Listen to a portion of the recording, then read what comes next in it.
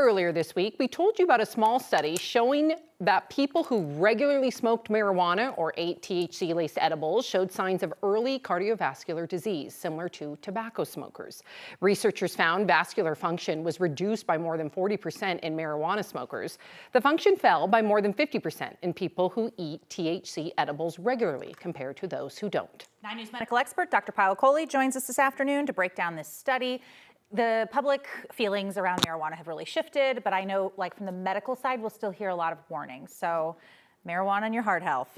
Yes, not just heart health, but all kinds of health. So I call marijuana tobacco 2.0. Really? Yes, and unfortunately, we have this perception that it's safer, it's natural, recreationally, we can use it and not worry about it. In fact, over 1 million adults over the age of 18 in Colorado have used it in the last month, and that's about 36% of our adults. But we really have to keep in mind that if we smoke it, and even the edibles, as we just learned from this study, can actually really damage multiple organs, damage our blood vessels, which supply multiple organs, increase our risk for cancer, for cognitive dysfunction, and just like tobacco, it's highly addictive.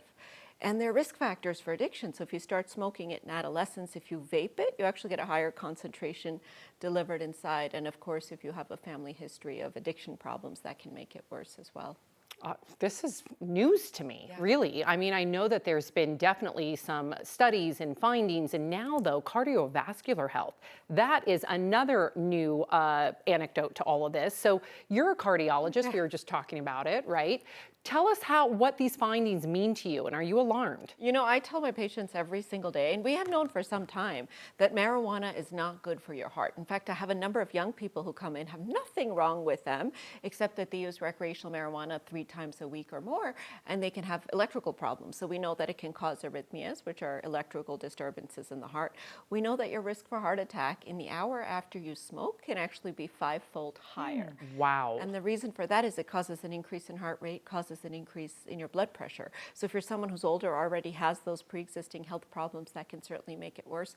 We also know that it triggers inflammation, which is how plaque and cholesterol deposits in the artery accumulate and how they pop open to cause those heart attacks and strokes. And now we're learning that even edibles, which we thought were safer, can actually induce problems with the blood vessel function. And think about our blood vessels. They supply every organ in our body, including our brains, our vision, our kidneys, our liver.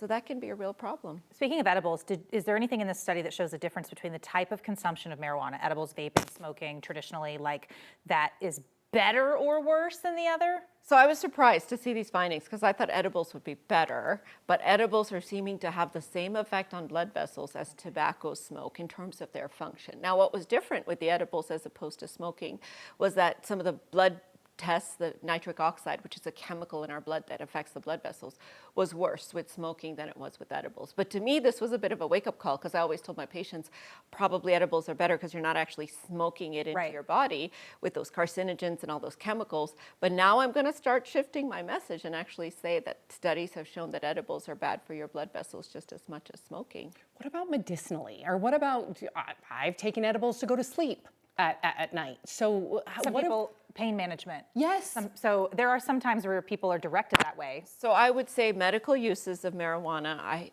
very much am in support of. And so you were talking about chronic pain patients, we're talking about cancer patients. I am not a huge fan of using this for sleep because it distorts your sleep architecture. So it helps you sleep, but it actually doesn't give you better quality of sleep. It's almost like drinking alcohol, right? You fall asleep faster, but then you wake up and you don't kind of feel quite as rested, or taking a Benadryl. So I like to use kind of more old-fashioned things to help with sleep. And my concern is over time, especially chronic use, we don't know what that does to your sleep quality over the long term. Does it affect the way that sleep actually helps to regenerate your body? But to build off of your question, some people are taking it for a medical reason. So then it's really a cost-risk analysis in some situations, probably, at least from a cardiovascular health perspective, right? Yeah, very much so. I mean, if you are prescribed these compounds by your doctor for medicinal reasons, then they've weighed the risks and benefits. And everything we do in life obviously has risk, obviously has benefit. This compound, marijuana, came about for its medicinal purposes, actually. We've really sort of exploited it for recreation, but it came about as a medicine initially. So if you're using it but under the guidance of a physician in a supervised setting where they know whether it interacts with your medications, they know your risk profile, they know what dose to give you, they know whether you're getting dependence or addiction, these are safe ways to use this compound. But recreationally, lighting up with your friends 3-4 times a week just for fun or just for sleep, we're starting to see that's not a good idea. And it's especially not a good idea for kids and teens. And for some reason, I feel like a lot of kids and teens, because it has been more normalized now, because it's legal, that they feel some sort of a societal permission that it is okay. What would you say to parents or grandparents out there, or maybe a teen watching? Yeah, I would say really be careful, because you're starting down a slippery slope that's going to affect so many things in your life. I mean, the increased risk of psychosis, especially in the adolescent population, schizophrenia, depression, anxiety, because you get this paradoxical anxiety when we're seeing already a spike in mental health problems in our teen population, and then you layer this on top. We also know that teens who use marijuana regularly have a 17% risk of getting addicted, as opposed to 9 to 10% if you're an adult, because the earlier you start, the more you can get addicted. And then the brain development really worries me. So it's not just the psychiatric issues, but the fact that your brain is still evolving and you're rewiring it in a way that we don't understand, we don't know the long-term effects of. So you could be signing up for a whole life of long-term complications. So don't start if you haven't started. If you're already using it, try to minimize the use as much as you can and talk to your doctor. Some pretty good advice. I know, great recommendations, Dr. Kohli, as always. Thank you. Thank you.